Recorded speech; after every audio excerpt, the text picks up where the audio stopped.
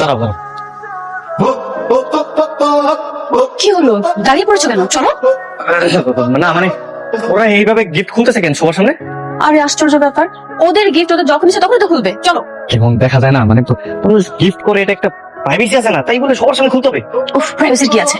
এই তুমি 5,000 টাকা খরচ করে তারপর গিফট করছো, অবশ্যই খুশি হবে। চলো। আরে আরে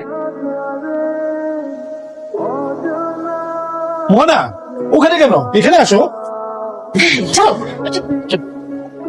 কেমন আছে বাবা? ভিতরে খাবারের ব্যবস্থা করেছি, আর এখানে গিফট রাখছি। নাও, গিফট এখানে রেখে দাও।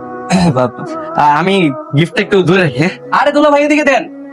আরে না না, আরে দেখি আমরা কি নিয়ে আরে আসছি। কি সমস্যা? আরে দেখি তো দেখি। কেমন? আরে আরে দুলা ভাই দেন তো দেখি কি নিয়ে আসছেন। আচ্ছা খুলো না, খুলো না। হ্যাঁ আরে খুলে দেখবো না দুলা ভাই কি নিয়ে আসে। আরে পরে খুলো। আসলে ফ্রে আগে থেকেই বলেছিল যারা যারা গিফট আনবে সব গিফট খুলে দেখতে। কোনো সমস্যা নেই হুপি, দেখুন না কি এনেছে দেখুন।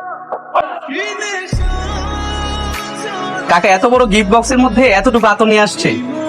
মোহনা, সামান্য একটা ফুটপাতের আতর নিয়ে তোমরা দাওয়াত খেতে চলে আসছো? আরে কিসের আতর? তুমি কে বলছেন আতরে? এটা পারফিউম, আমি নিউ মার্কেট থেকে আনছি। গায়ে আবার লেখাও নাই, মনে হচ্ছে এটা দোকানে টেস্টিং এর জন্য ব্যবহার করে না। দুলা ভাই মনে হয় সেখান থেকে নিয়ে আসছে। মোহনা, ভালোবেসে এমন একটা ফকিরকে বিয়ে করেছিস যে কিনা একটা সামান্য গিফট কেনার ক্ষমতা নেই। আবার ফুপা গিফট তো গিফটই, আবার ভালো মন্দের কি আছে? হ্যাঁ ম্যাম, এই আকমল মিয়া, আমাদেরকে খেতে দাও, ক্ষুধা হচ্ছে না। কত বড় নির্লজ্জ জামাই, সামান্য 2 টাকার আতর এনেছে, তারপর আবার খাওয়ার জন্য পাগল হয়ে গেছে। লজ্জা শরম কিছু নেই নাকি? সরি ফুপু, আসলে আমি বুঝতে পারিনি ও এমনটা করবে। কি কোনো সমস্যা নেই ফুপু, আপনি এটা রাখুন, ফ্রেতে কিছু কিনে দিবেন। হ্যাঁ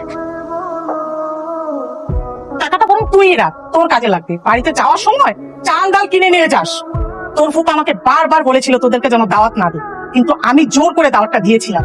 এইভাবে আমার মান সম্মান নষ্ট করে দিবি সেটা আমি ভাবতেও পারিনি।